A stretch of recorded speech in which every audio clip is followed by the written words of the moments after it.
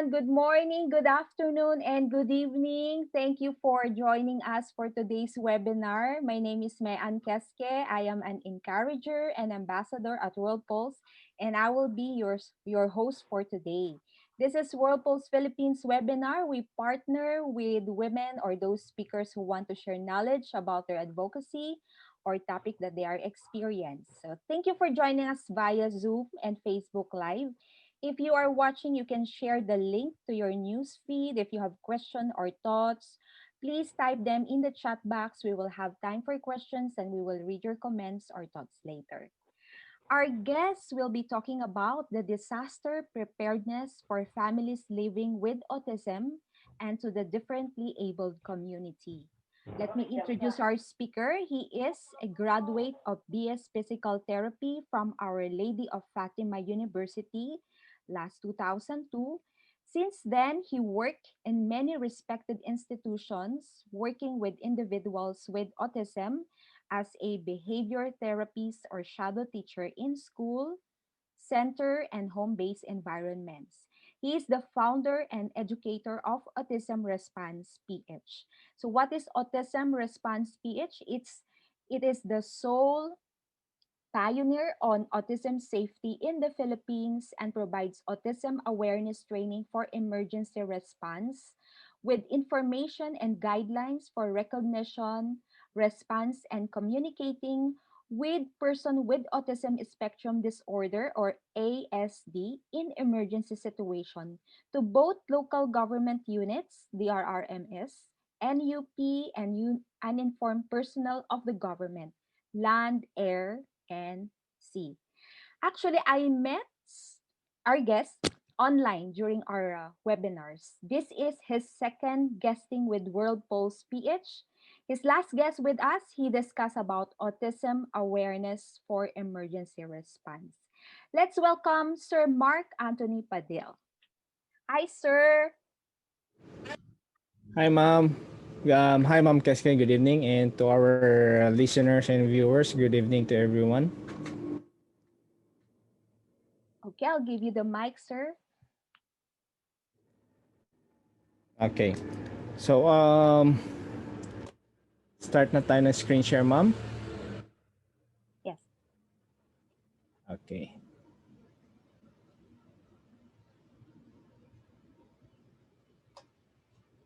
Wait.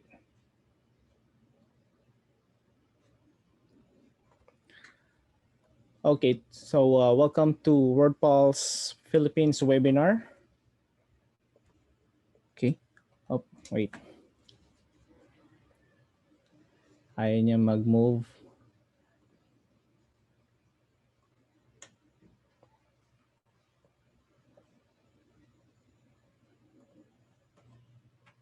Okay.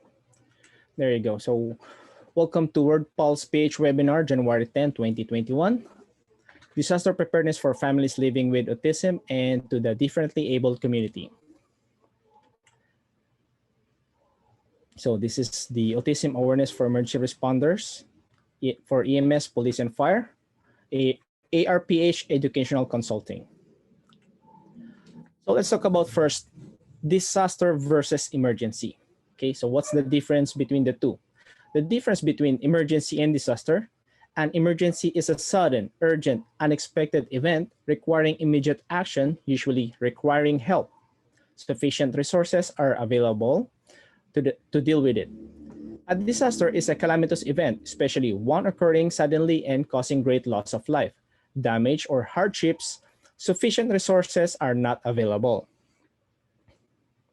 Now, let me share some preparedness quotes. Okay, by failing to prepare, you are preparing to fail, by Benjamin Franklin. And remember, when disaster strikes, the time to prepare has passed, by Stephen Cyrus. Preparedness, when properly pursued, is a way of life, not a sudden, spectacular program, by Spencer Kimball. Okay, preparedness refers to a very concrete, research-based set of action that are taken as precautionary measures in the face of potential disasters. These actions can include both physical preparations and training for emergency actions. Okay, so let's start with the step one. Okay, this disaster preparedness has only 3 steps. Okay, so step one, get a kit. The first step is to understand how your specific needs could be impacted by an emergency for at least 3 days intended to make it on your own. You do not have access to disaster relief, a treatment center, or even a drugstore. It is critical that you and your family consider what kinds of services you use on a daily basis and what you can do if those resources are reduced. Okay, let's talk about the basic supplies.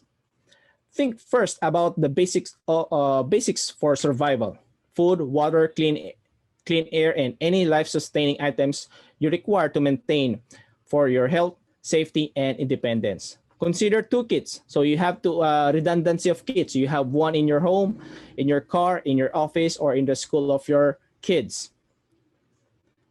Recommended basic emergency supplies include water, 1 gallon of water per person per day for at least 3 days for drinking and sanitation. Food, at least 3 days supply for non-perishable food and a can opener or easy open can. A battery-powered or hand-crank radio, so for you to keep informed. Battery-powered or hand-crank cell phone charger. Flashlight and extra batteries. First aid kit. Whistle to signal for help. A dust mask or face mask. Include also your toiletries. You also must have multi-tools, local maps, and consider food for your pets. Now let's move on to include medications and medical supplies. If you take medicine or use medical supplies on a daily basis, be sure you have what you need on hand to make it on your own for at least a week. You should also keep a copy of your prescriptions as well as dosage or treatment information. If it is not possible to have a week-long supply of medicines and supplies, keep as much as possible on hand and talk to your pharmacist or doctor about what else you should do to prepare. Depending on your needs, items for Go Kit, or what we call Go Kit, Go Bag, or Bag Out Bag. Okay, things go in your Go Bag should have extra eyeglasses or extra hearing aids, extra batteries for hearing aids,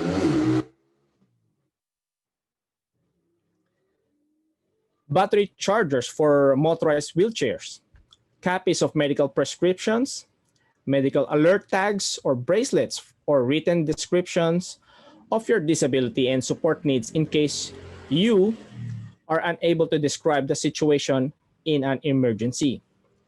Next, supplies of your service animal, medical insurance card, a laminated personal communication board, if possible, extra oxygen tank.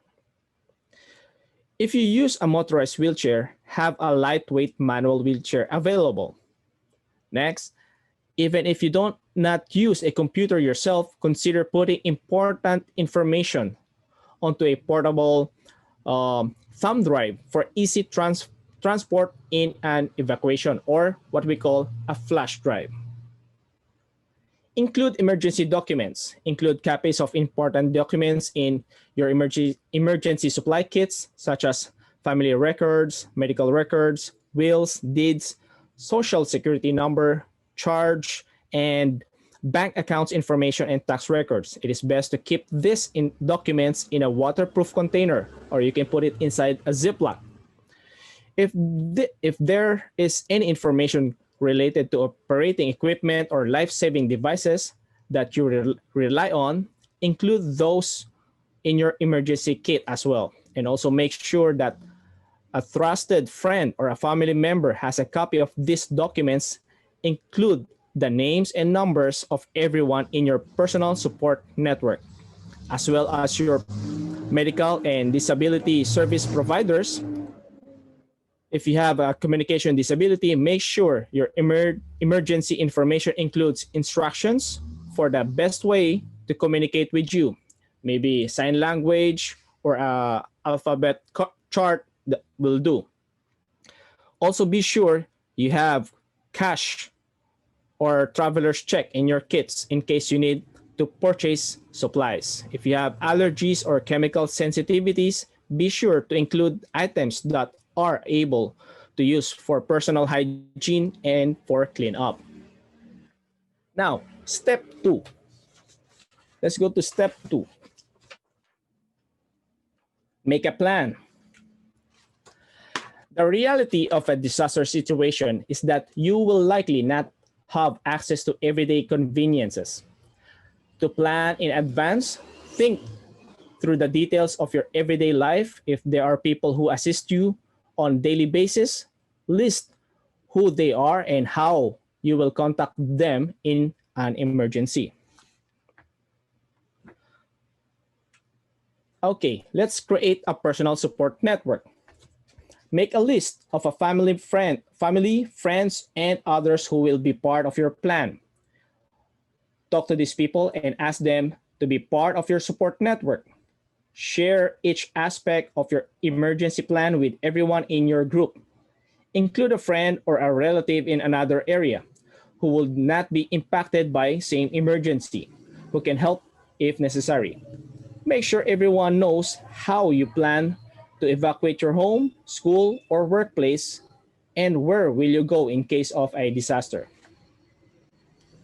Next, develop a family communication plan. Your family may not be together when disaster strikes, so plan how you will contact one another and review what will you do in different situations. Consider a plan where each family member's calls, sends a text message or emails the same friend or relative in event of an emergency. You may have trouble getting through or the phone system may be down. All you have to do is be patient. Next, deciding to stay or go.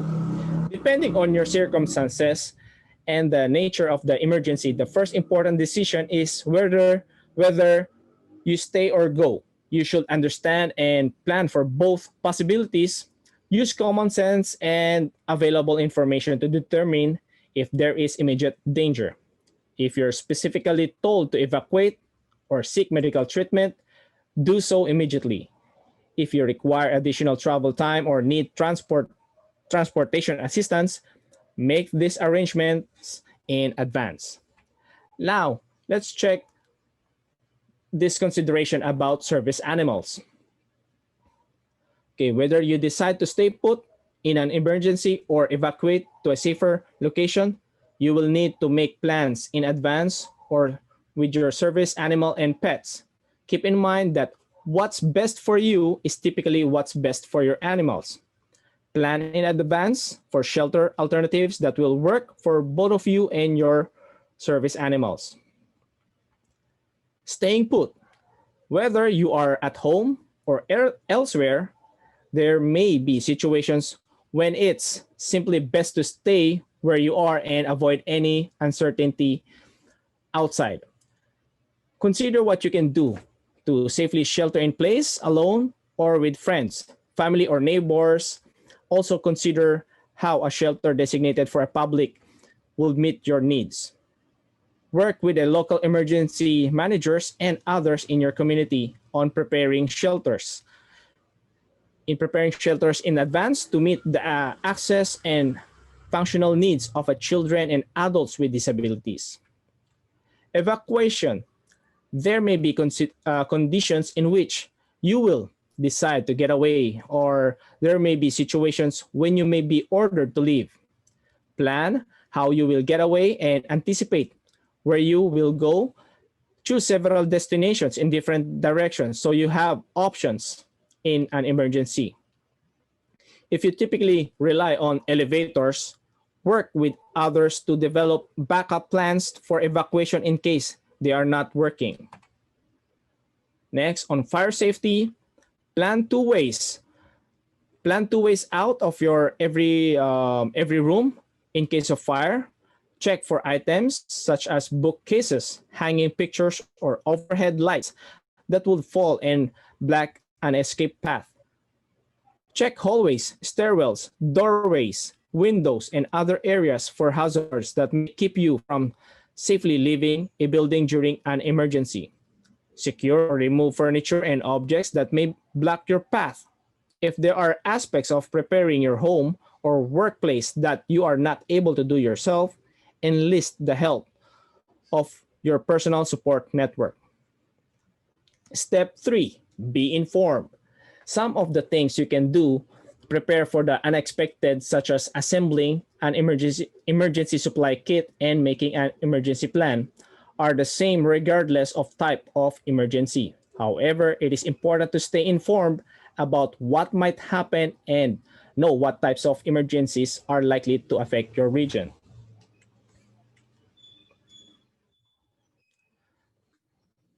You may you may join trainings from your community like disaster risk reduction management. You can participate trainings from them so that you know what to do in case of disaster or emergency in your area. Now let's go to the person first language. Okay, person first language. This one refers to the appropriate term or politically correct term. So when we are addressing a person with autism, or simply not by saying that that boy or that kid is autistic, you use the word person with autism. Or if you're referring to someone who is wheelchair bound, you say person who uses wheelchair. Or if a person is Down syndrome, you say person who has Down syndrome. Okay. Now, we can, as we can see here, the word disaster survivor and disaster victim. Okay. The difference between the two right word and the almost right word is the difference between lightning and a lightning bug by Mark Twain. So the correct and politically correct term here, instead of using the word disaster victim, you should use disaster survivor. Okay. Next, as part of disaster preparedness, aside from your go bag kit or go bag out kit and other disaster preparedness medications and other documents, you can also include what I call the autism responders kit or calm down kit, or simply as a toy box. Okay, so you can put anything, any toys in this small box for your kid, especially for a person with autism. And in case of evacuation, he has something to play and be redirected. Okay.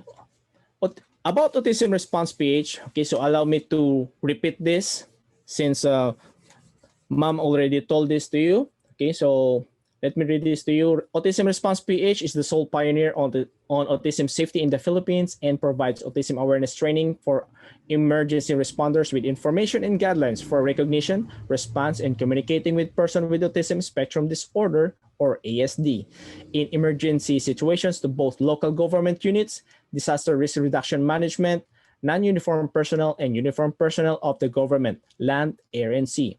Your safety is our paramount concern.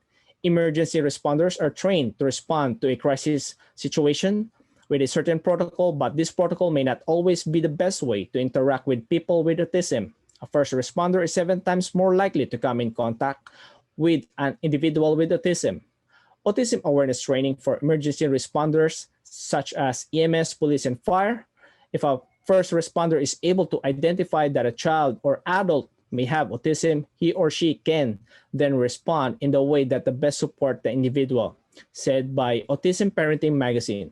You can also reach the Autism Response PH by phone 0929-705-5900 or email us at autismresponseph@yahoo.com or send us a private message at autismresponseph.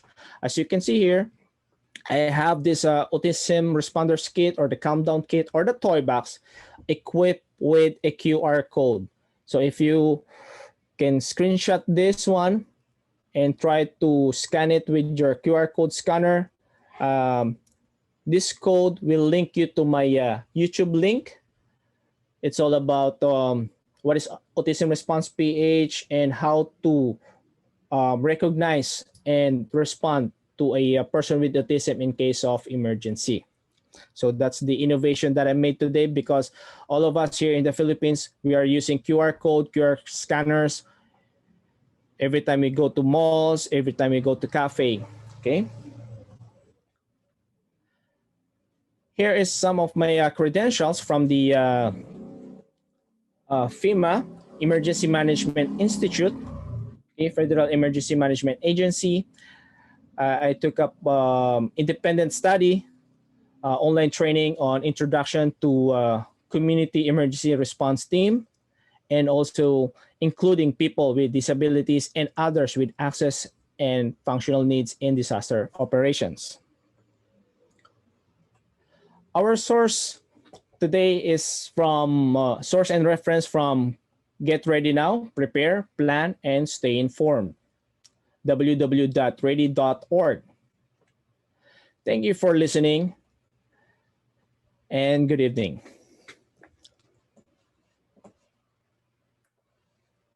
Okay. Thank you so much, Sir Mark. Thank Wow. you. That's a quick presentation. All right. So, I'd like to acknowledge Sir Mark Thank regarding you.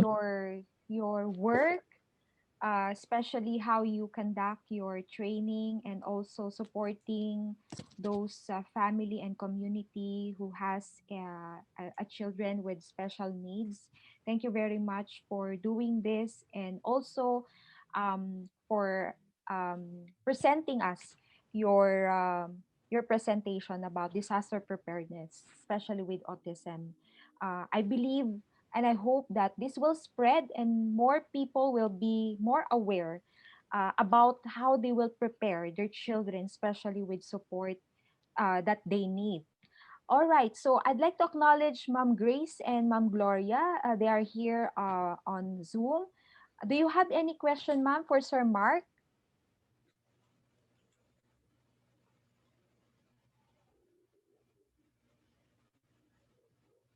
Naka-mute po kayo. Oh, yeah. Sige, Ma'am Gloria. Do you have question? Ang question ko lang kay Sir, yes po. Ang question ko kay Sir Mark, yung if in case of disaster, halimbawa, may typhoon, so kailangan mag-evacuate. Is there any yung bang may mga pang-abiso ba, yung abiso ba na beforehand na nagkakaroon ba ng home visitation para sa mga residents? Like for example, dito sa amin, pagka may darating na bagyo, nagkakaroon sila ng home visitation. Tapos ako kasi sa my door ko, may nakalagay na sticker ng PWD. So kakatukin ka kaagad, alam nila na may PWD dito. Kakatukin ka, then kukuha sila ng mga information regarding the person. So, ganun din ba yung ginagawa ninyo? Kasi when it comes to the persons with disabilities, kailangan yun ang first natin yun ang first step na ginagawa natin na hanapin kung sino yung mga taong residents na may PWD. Okay po. 'Di ba? Oo. Ganun din ba yung ginagawa ninyo? Thank you, Ma'am Gloria, for that question. Basically, what I do dito sa advocacy na to is to bridge the critical gap between the family and the emergency responders. To be honest with you, I'm so happy na ganyan dyan sa lungsod nyo po na merong sticker ng PWD sa labas, di ba? Ano yan? Initiative ko lang yan. See? Yun. Yeah, kasi yes, kasi I'm an advocacy at PWD advocacy for so many years, and I volunteer ako ng PDAO office ng Marikina. Actually, taga Marikina ako. Nandito lang ako sa Montalban ngayon. Pero aware ako doon sa ganun. Kaya, I encourage my constituents na magkaroon sila ng sticker sa kanilang door, sa front ng door, para alam ka agad kung sino yung mga dapat unahin na ilikas. Opo. So, yun po. Basically, magkakaroon ng hazard mapping yan. Alamin nila kung sino yung mga, let's say, the flood prone. Kung sa Pasig naman, medyo maganda rin kasi alam nila no kung sino yung mga resident na merong PWD like senior. Excuse. So nagpapadala po sila ng kagaya nung nakaraan, nagpapadala ng pamasko. So alam nila may datos na sila no. Pero yung alam mo ito pa rin yung critical gap na sinasabi ko. Kung kagaya niyan is sariling initiative niyo po 'yon. Paano na lang din po ibang families or let's say let's talk about sa community ng autism. Ikaw, eksperyensado ka na, let's say as a teacher, medyo alam mo na merong autism yung bata or merong delay or ganyan. Pero ano bang madalas nangyayari doon sa parent? The parent is ando doon sa state ng denial. Yeah. So parang mahirap ilagay natin, ipaskil natin sa gate nila na this house there's there's one child with autism, 'di ba? Parang alam mo nga ma'am, parang ano lang 'yan eh. Kung yung nabanggit ko dito na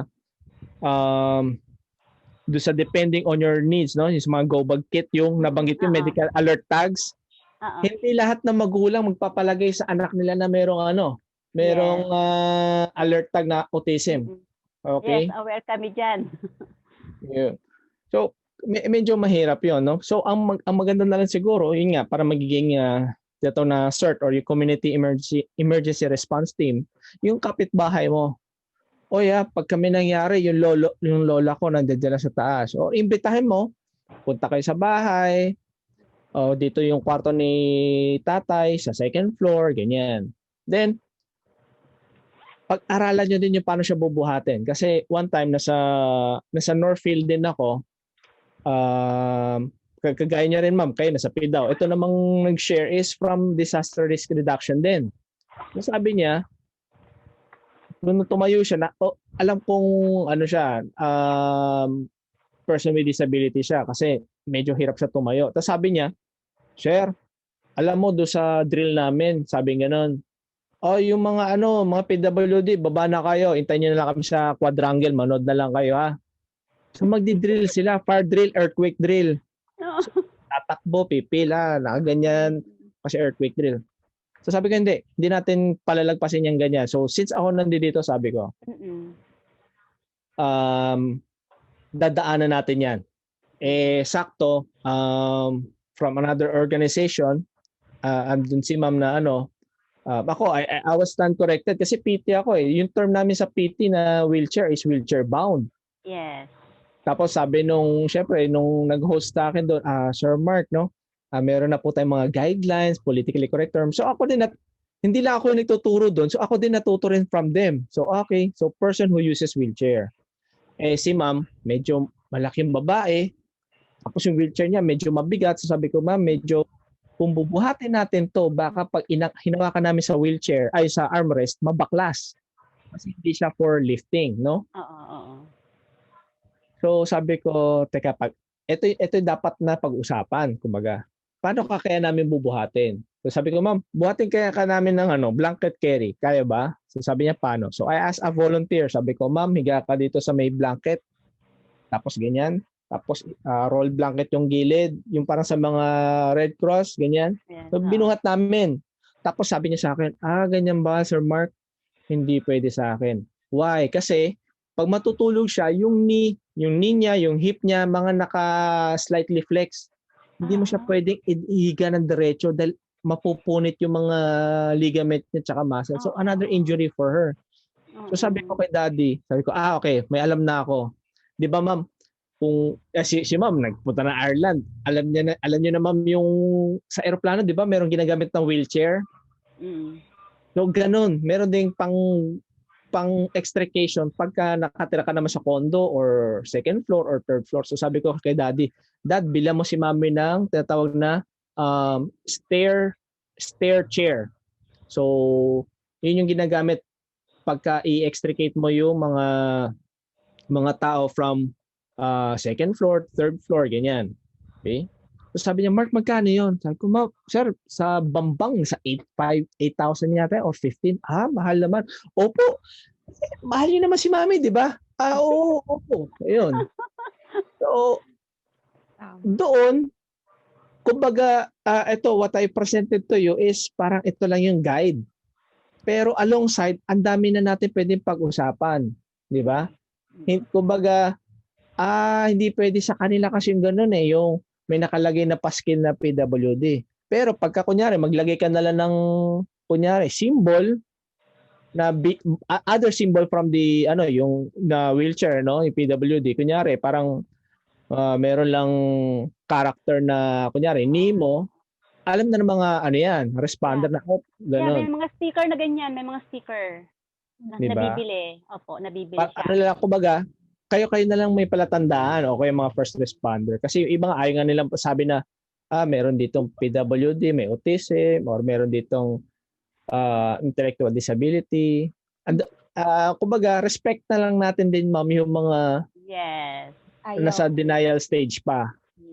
Yun. So, yun talaga sa part ko, mahirap i-bridge yun Oo. Sir Mark, gusto kong i-acknowledge yung yung innovation or anong klaseng equipment yung pwede or akma per disability. Kasi hindi pala pwede na hindi lahat ng may disability ay wheelchair lang ang kailangan. Katulad ng kinuwento mo, sir, meron palang special na equipment para i-carry siya palabas ng bahay nila. Especially kung mabigat or medyo mabigat yung yung may disability. At the same time, nag-take note ako dito, yung sa PWD stickers, siguro isang malaking initiative to, especially kapag aware yung community at saka yung parents, malaking bagay yung PWD stickers sa bahay.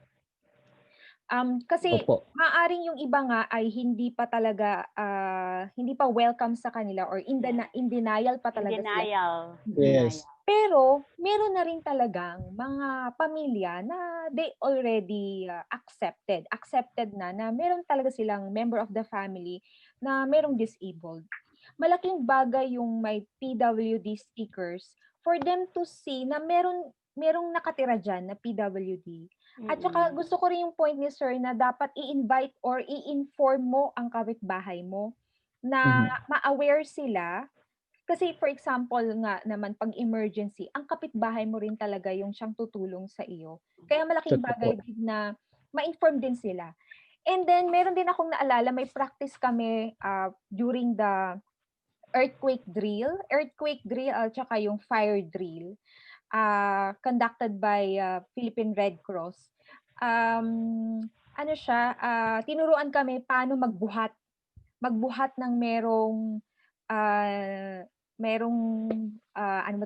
wounded or merong break dito. So, yung pala din, kailangan din pala yung training paano bubuhatin yung mga disabled. Lalo na kung kumbaga hindi straight yung katawan. Yung pala yung kailangan training, i-train natin yung community natin, paano sila buhatin, paano yung to transfer them from this one point to the other place. Kasi yun pala yung isang challenge, hindi pala lahat ay pwede mong buhatin na, hindi pala ganun. Salamat sa point na yan, Sir Mark. Kasi I never thought na ganun pala. Kasi as I were listening to those who are conducting or sharing regarding disability, they're actually giving education on how to take care of those people taking care of disabled or even those people who are living with disabled or disability person. Thank you, Ma'am Gloria sa question. Meron pa po ba? Si Sir Bernie or Ma'am Bernie, meron po ba kayong question?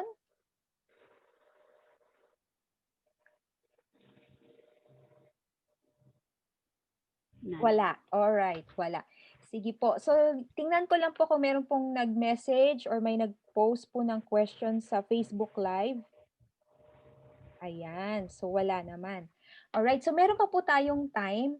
Um, Sir Mark, gusto ko lang pong i-present about World Pulse bago po natin imbitahan yung ating mga viewers. Maraming salamat po sa inyo. We welcome you all sa World Pulse Philippines. Kung meron po kayong topic na gusto pong i-share, welcome po kayo dito.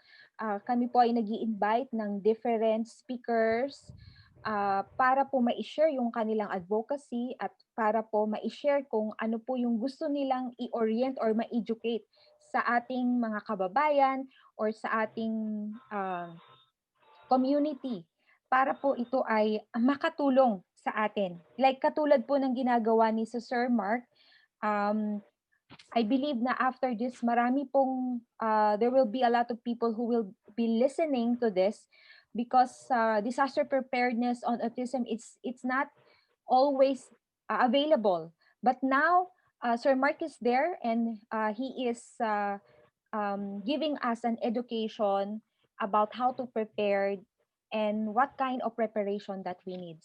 Sir Mark, mayroon akong question. How important it is for the parents to prepare ito pong calm down kit?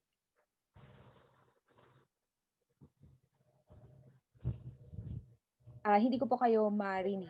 Gaano ka-importante itong calm down kit, sir, para sa mga Okay. parents na maihanda ito?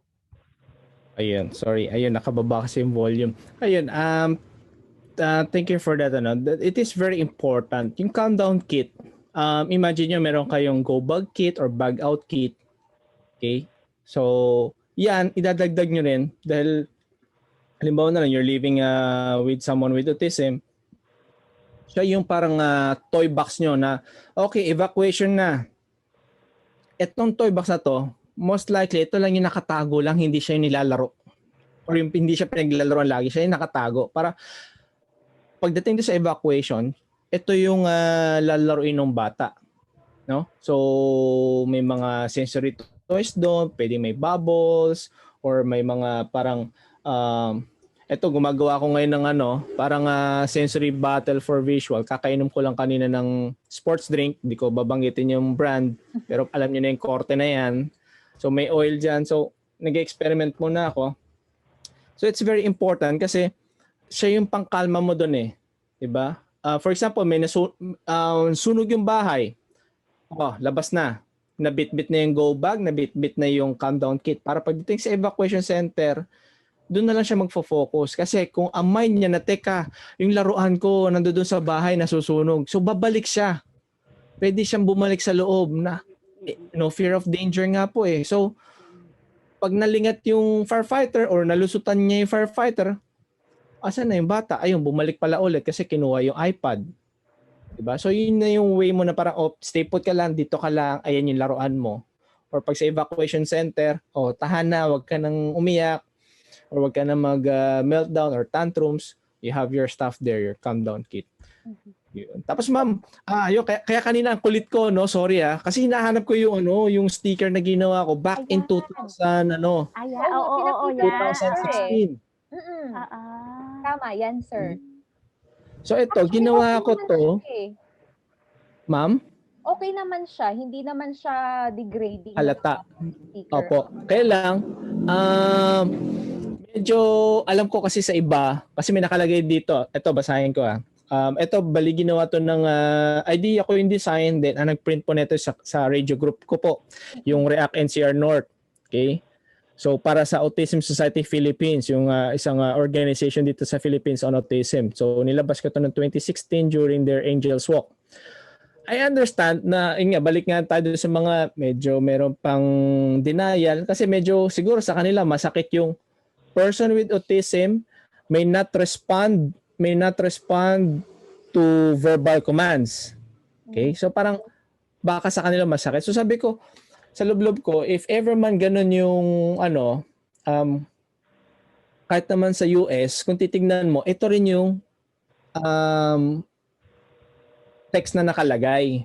yung may not respond to verbal commands. Siguro, ito na yung parang assumption mo na to the extreme para at least mas mag-ingat ka, mas baguhin mo yung approach mo. Kunyari, binubuksan mo na yung bumaliktad na sasakyan, nag-extricate ka na, tapos may parang hindi mo maisip kung nasasaktan ba siya or nagwawala na.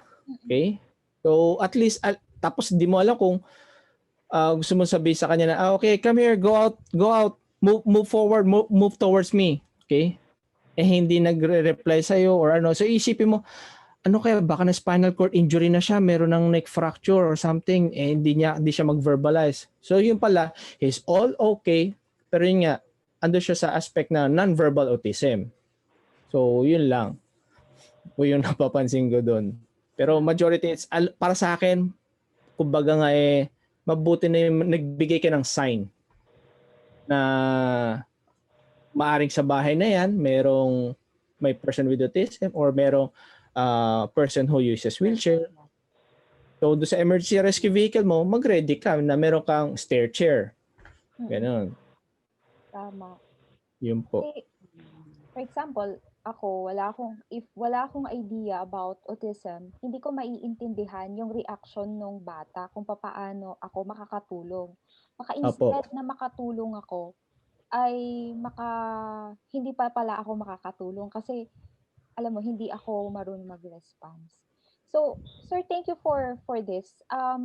Si Sir Bernie nag-chat siya, sabi niya asking for a contact. We'll give you po the contact number of Sir Mark para you can connect with Sir Mark. All right? Yes. Okay. And then so before we end, let me give you a presentation about World Pulse sa mga hindi pa po nakakakilala about World Pulse. Saglit lang po ito. Yes, ma'am. All right. So this is World Pulse. So ito wait po lang, yung... mama. Asa na ba yun? Okay.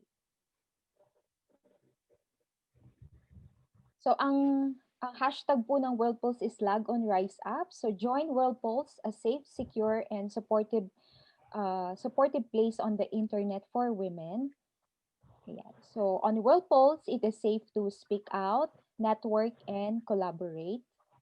And these are the World Pulse members who attended some of our webinars. So you can meet women change leaders from over 190 countries. So you can connect with thousands of inspiring women across 190 countries and make a greater impact together. And you can also collaborate with change maker across the world on your projects and campaigns. And you can also learn and teach new skills. You can empower your community with digital empowerment skills. And also, when you share your stories can gain recognition on World Pulse global platform. So World Pulse has a platform where you can share your stories. Yan. So you can also be a World Pulse encourager where when you read a story, you can encourage that person. You can also be a World Pulse digital ambassador. So digital ambassadors are those women who actually train in digital skills, lifting up women's voices, and connecting women and girls to World Pulse Global Sisterhood. Ayan. So these are the pictures of women in the Philippines from Cebu, Leyte, Manila, General Santos. So these are the different women's of World Pulse here in the Philippines. Ayan. So that is my presentation. All right. So our time is okay, malapit tayong matapos. Thank you so much. So before we end, Sir Mark, would you like to invite our viewers on your next activity? Baka meron po kayong mga activities or kailangan nyo ng mga support paano po kayo makontak at ano pa po yung mga support na kailangan ninyo? Okay. Thank you for the opportunity, Ma'am Keske. I would like to invite everybody to visit and like my Facebook fan page at Autism Response PH. And since since the typhoon Ulysses, no, I've experienced difficulty in gaining funds, or the funds is um, very tight.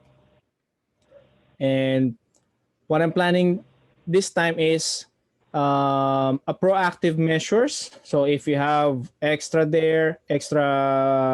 financial support, or extra toys for Autism Countdown Kit, you can send it to my address at number 30 Gomez Street, Barangay Manggahan, Pasig City. Okay, so that I can what do you call this? I can warehouse those stuff, those toys in those containers, and by the time when the disaster strikes again, I already have it with me, so it will not take time before its deployment. Once again, thank you, Ma'am Keske, and to World Pulse PH, and to our viewers and listeners.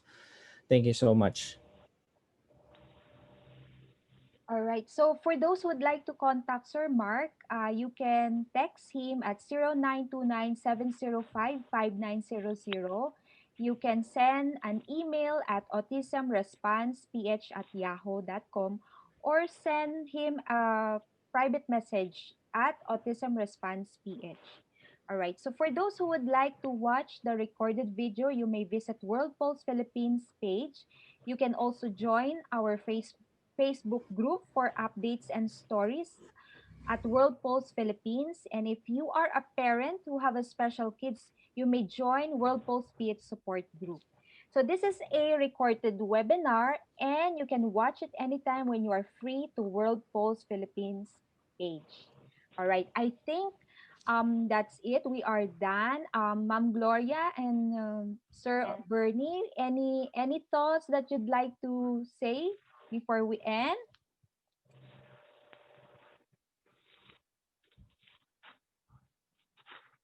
Yeah, this month is Autism Month. So, sad to say na every year nandun kami sa nagjo-join kami Angel's Walk.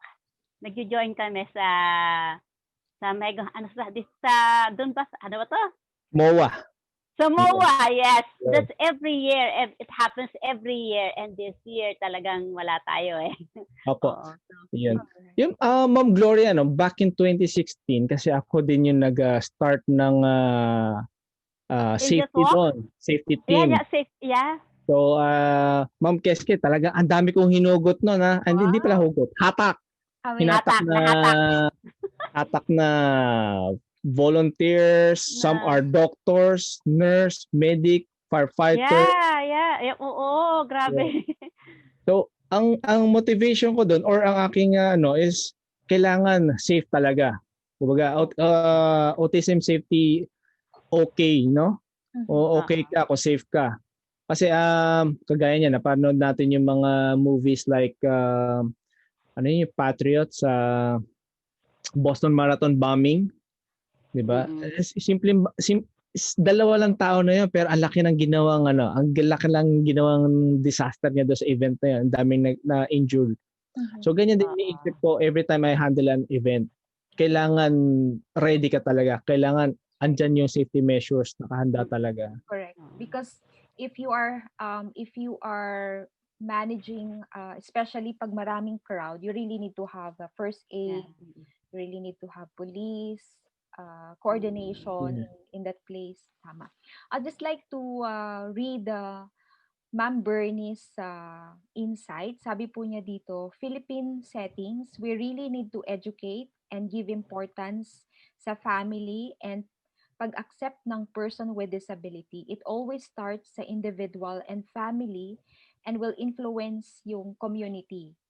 Kudos to Sir Mark and Autism Response PH for being that bridge of education. Congratulations, Sir Mark, and we will Thank you. continue to support your advocacy, sir, because we believe we believe, Lord God, especially sa settings ng Philippines, hindi pa masyadong widely accepted itong mga a person with disability.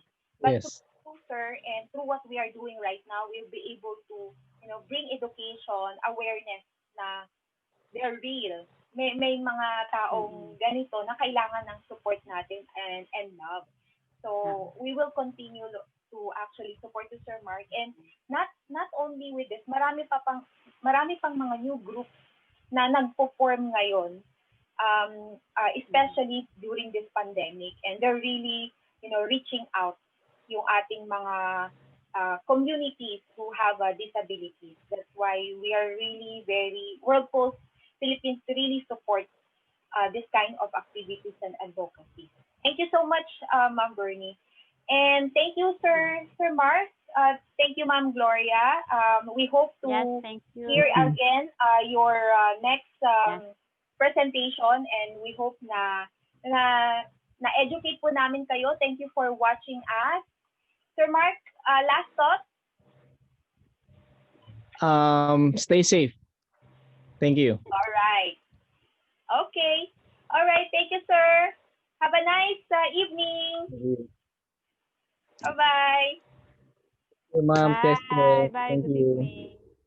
Thank you, Sir Mark. Thank you, Sir Ma'am Ann. Welcome po. Thank you for joining us.